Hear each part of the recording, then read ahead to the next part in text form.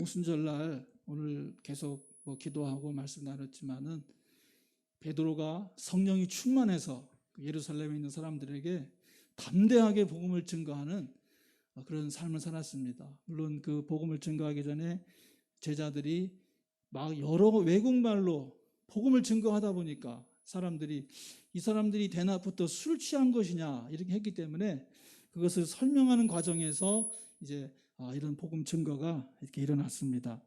이런 현상을 어떻게 이 성령 충만을 어떻게 설명할 수 있을까 생각하다가 제가 저의 그 삶에 있었던 일을 통해서 이런 거 아닌가 할 텐데 한번 들어보시기 바랍니다.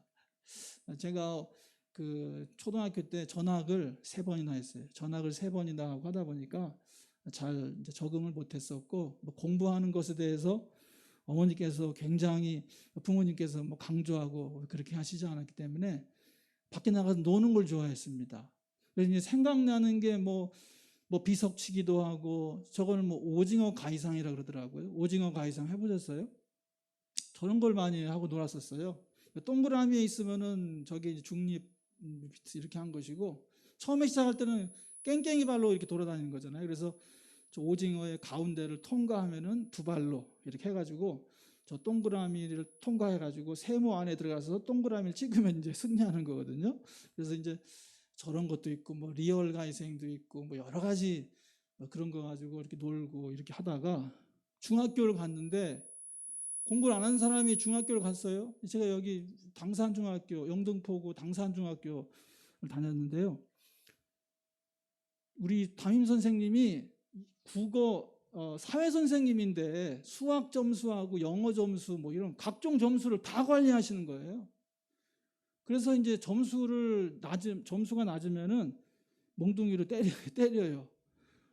그래가지고 이제 영어 같은 거는 단어도 선생님이 이제 수업 끝나고 영어 시험을 봐요. 선생님이 시험을 직접 내셔가지고 그 시험 문제를 보고 이렇게 해가지고 점수 낮으면은 그 빗자루 그 나무 있잖아요. 그거로 막 종아리를 막 때리고 막 그러는 거예요. 그래서 저는 이제 겁이 굉장히 많았기 때문에 이거 맞으면 안 되겠다 그래가지고 영어 같은 거는 그냥 단어를 외우는 거니까 열심히 외우고 저 시대는 한자 공부도 했어요. 그래서 한자도 이제 막 그 가르치고 한자 시험도 보고 했기 때문에 한자도 열심히 외우고 수학은 제가 잘 못했어요.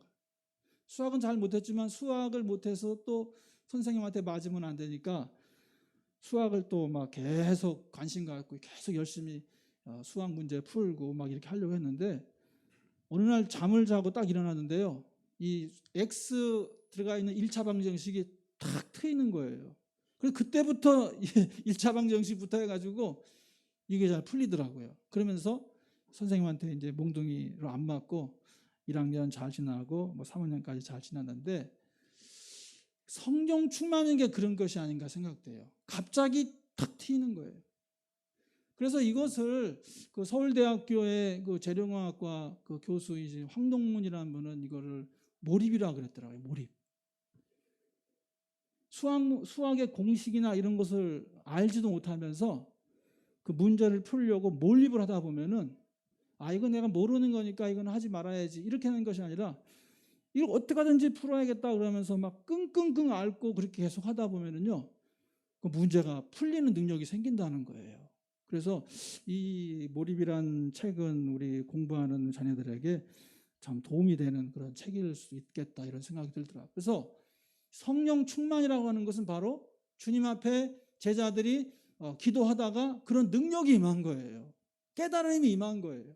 그래서 그들이 복음을 담대하게 증거할 수 있었다는 것이죠. 이거 넘겨줘 보세요. 이거 안 넘어가네. 성령의 능력이 폭발한 거다 이렇게 할 수가 있을 것 같아요.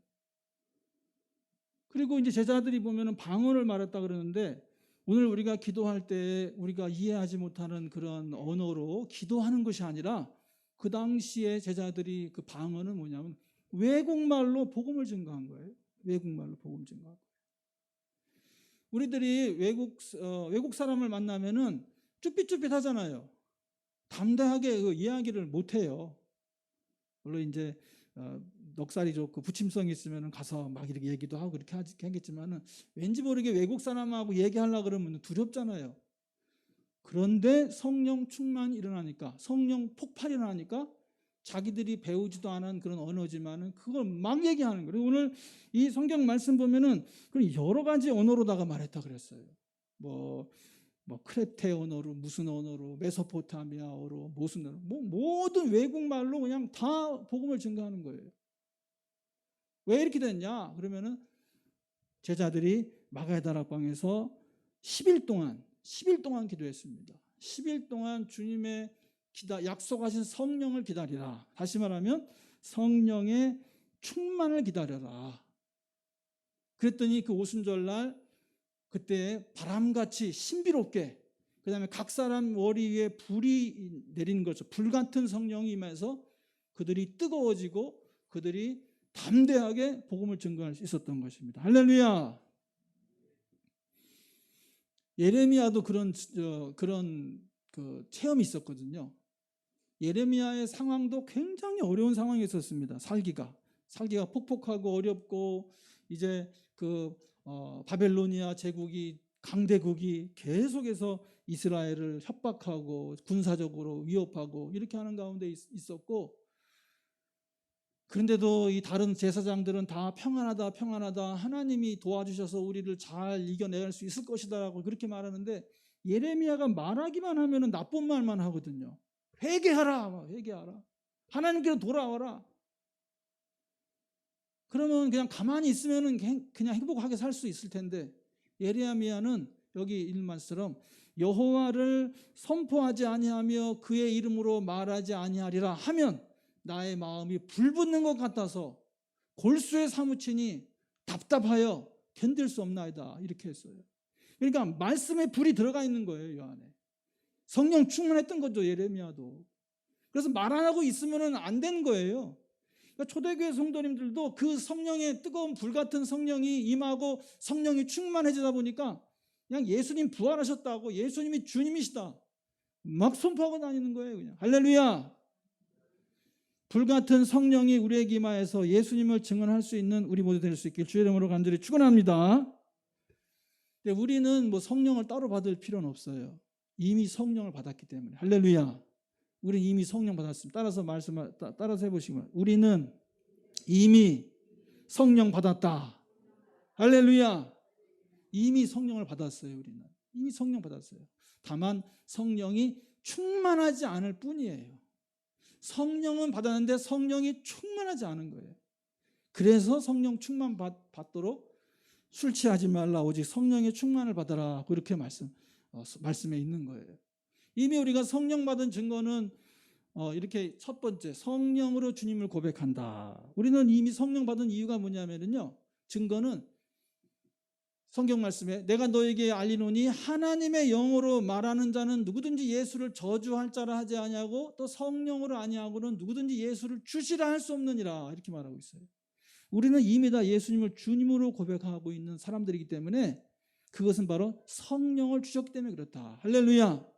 성령으로 이미 주님을 고백하게 된 것에 감사하시길 바랍니다. 근데 두 번째는 뭐냐면 성령으로 인침받았다라는 것이에요.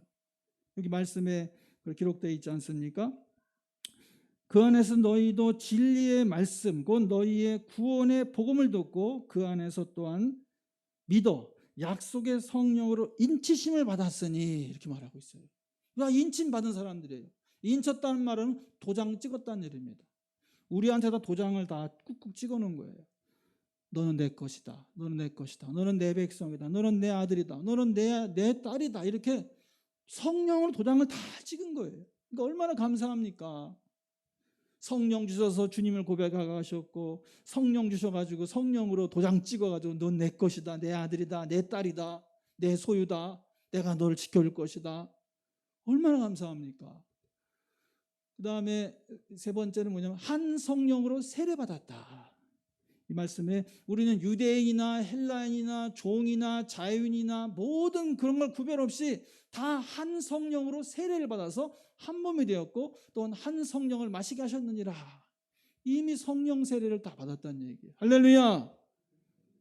이미 성령을 다 받았어요. 우리가 성령 받고 성령 세례 받고 성령이 인침 받고 성령으로 주님을 고백하고, 다만 성령이 충만하지 않은 것이, 이제 그래서 성령 충만 받아야 된다는 것이죠. 그래서 성령으로 충만해야 된다. 성령이 충만해야 능력이 나타나고, 그 우리 안에 있던 잠재력이, 그 복음 전파의 능력이, 또 귀신을 쫓아내는 능력이, 또 기도하면은 만사가 그 열려지는 능력이 나타난다, 그 말씀입니다. 그래서 우리는 성령 충만 받길 원해야 되는데요, 무엇보다도 예수님의 말씀을 가까이 해야 됩니다. 왜냐하면 성령은 예수님을 증거하는 영이고 예수님을 알려주는 영이지 성령 따로 움직이는 건 절대 아닙니다. 그래서 성경 오늘 읽은 말씀에서도 내가 아버지께로부터 너희에게 보낼 보혜사, 곧 아버지께로부터 나오시는 진리의 성령이 오실 때 그가 나를 증언하실 것이요. 그러니까 이 성령은 예수님을 증언하는 영이지, 예수님과 하나님을 증언하는 영이지 성령 자체가 성령을 증언하고 그건 아니에요. 예수님의 영입니다. 예수님을 증언하는 영입니다. 그래서 또 말씀에 성령은 예수님을 증거한다. 요한복음 10장 14절에 그가 내 영광을 나타내리니 내 것을 가지고 너희에게 알리시겠습니다. 그러니까 예수님이 영광을 드러내는 거지, 성령이 직접 영광만, 그거는 거짓 영이에요. 거짓 영. 예수님의 것을 가지고 너희에게 알리시겠다. 그러니까 예수님의 것, 예수님의 말씀, 예수님의 말씀이 생각나게 하고 예수님의 것을 가지고 이제 영광 돌리게 하신 것이 바로 성령이다, 이 말씀입니다.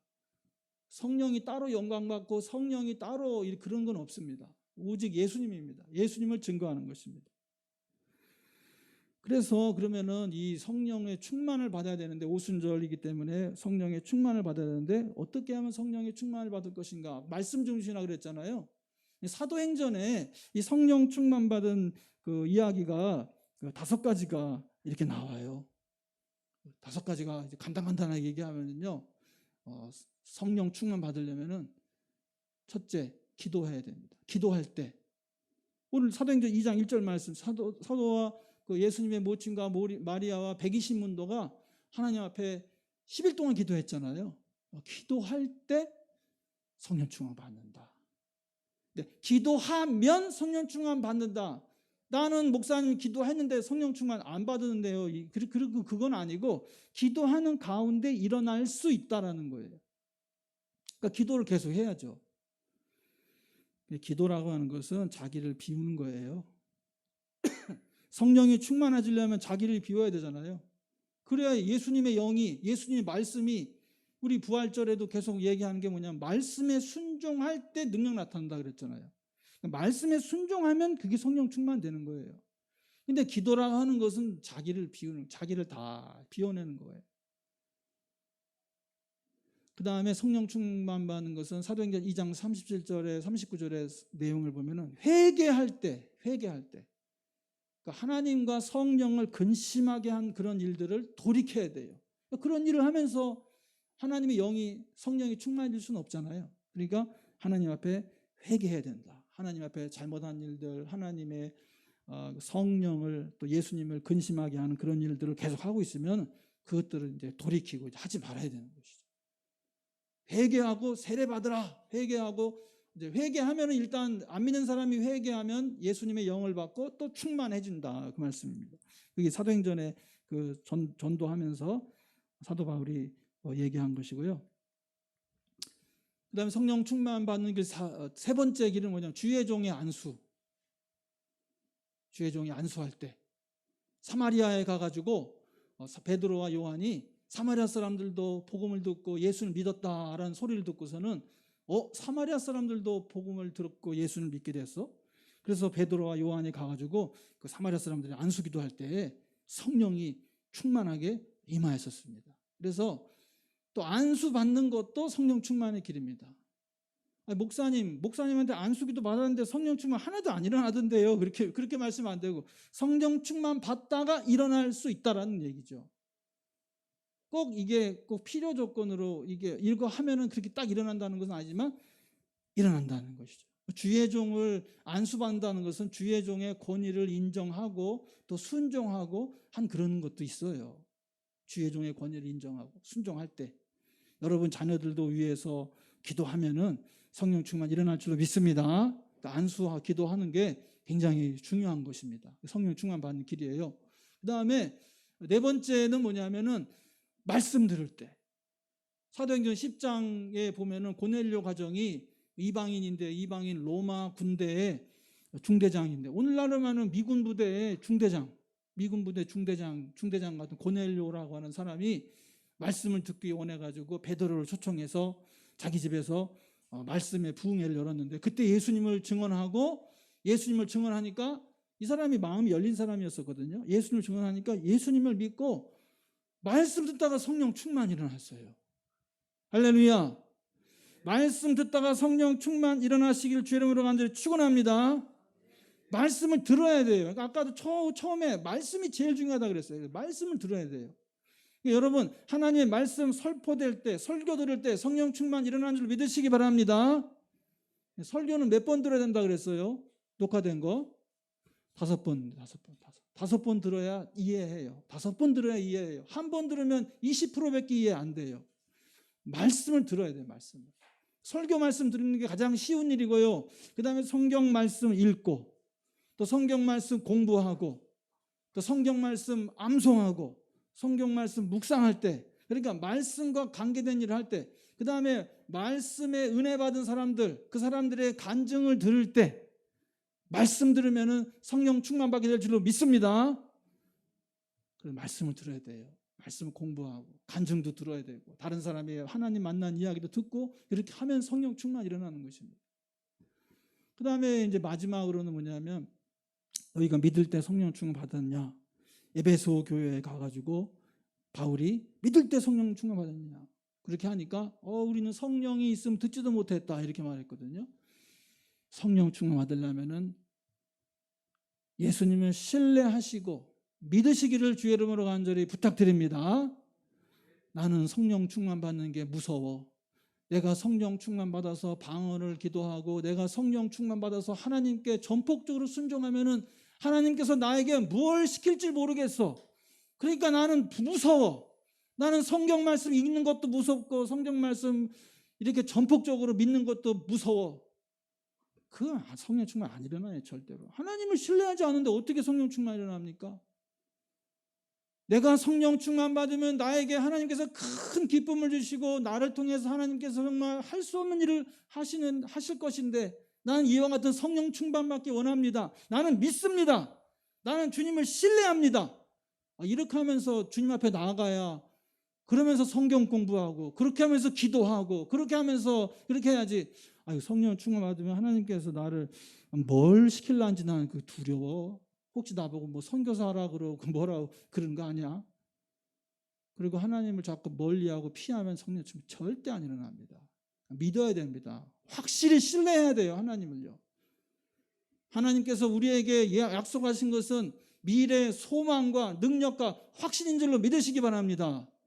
그게 못 믿어가지고 그거를 자꾸 피하고 자꾸 자리를 피하고 그런 순종하는 자리를 멀리하게 되면은 절대로 성령 충만 안 일어나는 것입니다. 이렇게 성령 충만 5가지 방법을 통해 사도행전에 있는 것처럼 성령 충만 받으시길 주의 이름으로 간절히 축원합니다. 그래서 성령에 충만하면은요 성령의 능력의 은사들이 나타난다 그랬어요. 그래서 어떤 사람에게는 지혜의 말씀, 지식의 말씀 이런 게 나타나고 어떤 사람에게는 믿음의 역사가 나타나고 어떤 사람에게는 병 고치는 은사가 나타나고 어떤 사람에게는 뭐 능력이 나타나고 예언도 하게 되고 통변도 하게 되고 영분별도 하고 여러 가지 그런 은사들이 성령 충만을 통해서 나타난다 그랬어요. 저는 이런 은사 갖고 주님을 섬기기 원합니다. 여러분도 이와 같은 은사 갖고 주님을 섬길 수 있길 주 이름으로 간절히 축원합니다. 그 다음에 성령이 충만하면 성령 열매들도 나타난다 그랬어요. 갈라디아서 5장에 있는 말씀처럼 성령의 열매는 사랑과 희락과 화평과 오래 참음과 자비, 양선, 충성, 온유, 절제 이런 것들도 나타난다 그랬어요. 이런 게 있어가지고 우리 성품 변화되면 얼마나 좋겠습니까? 이 성품으로 열매 성령 충만하지 않아가지고 우리 뜻대로 살면요 죄의 열매, 육체의 열매들이 많이 나타나가지고요 나도 힘들고 하나님도 힘들고 우리 가족들도 힘들고 주변 사람 다 힘들어요. 성령 열매 맺어서 정말 변화된 삶, 기쁨 넘치는 삶이 되시길 주의 이름으로 간절히 축원합니다. 성령을 보내신 가장 큰 이유, 성령 충만 받으라 하는 이유, 성령을 보내신 것은 물론 예수를 믿게 하는 것이지만 또 성령이 왜 충만해져야 되냐 그러면 기쁨 넘치게 되기 위해서. 기쁨이 넘치게. 삶이 행복해지고 삶의 능력이 나타나고 잠재력이 폭발하고 또 축복을 받고 기쁨밖에 없어요. 성령 충만 피할 이유 없죠? 성령 충만 받으시길 주의 이름으로 간절히 축원합니다. 이번 성령 강림절에는 정말 내게 성령 충만 받아가지고 기쁨 넘치는 삶이 되도록 성령의 은사도 받고 성령의 열매도 맺어서 주님 앞에 기쁜 생활할 수 있는 행복한 신앙생활 할 수 있는 우리 저와 여러분 되시기를 주님의 이름으로 간절히 축원합니다.